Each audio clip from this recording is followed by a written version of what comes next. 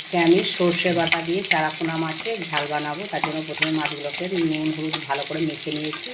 তারপর একটা কড়াইয়ে তেল দিয়ে তেলটা গরম করে নেওয়ার পরে মাছটা ভাজতে দিয়েছি। মাছগুলো আমার এক পিঠ ভাজা হয়ে গেছে, আমি আর একটু তুলতে নিয়ে দেবো।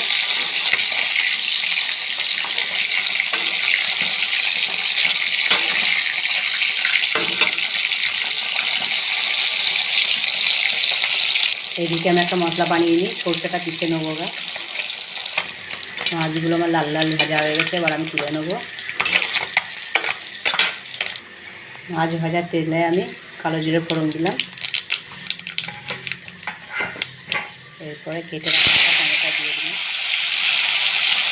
টমেটোটা আমার ভাজা হয়ে গেছে, এবার কেটে রাখা সরষে দিয়ে দিলাম।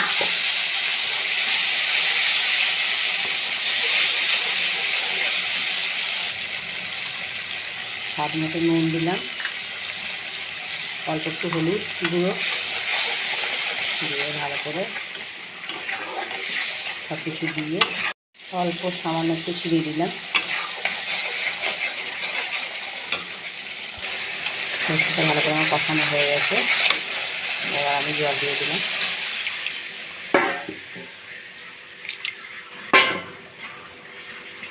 চারটে কাঁচা লঙ্কা দিলাম।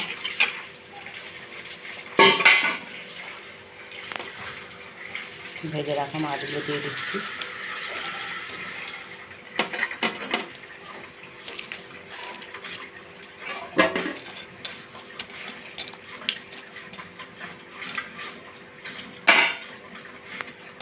আমার সর্ষে বাটা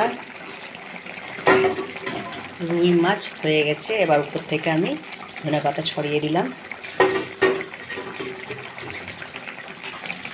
তো আমার সর্ষের রুই যদি তোমাদের ভালো লেগে থাকে, এটা ছোটো রুই যেটা চারাপোনা বলে,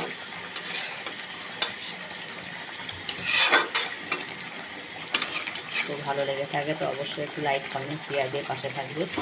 আর এই ধরনের নতুন ভিডিও পাওয়ার জন্য আমার ইউটিউব চ্যানেলটা সাবস্ক্রাইব করে রাখবে, পাশের বটন বেলটা বাজিয়ে রাখবে, যাতে নতুন কোনো ভিডিও বানালে সবারই প্রথম তোমাদের কাছে যায়।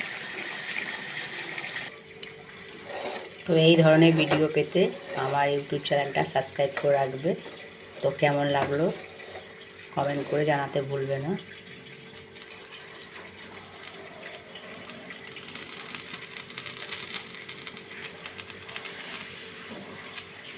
এই রেসিপিটা তো সবাই ভালো থেকো, বাই।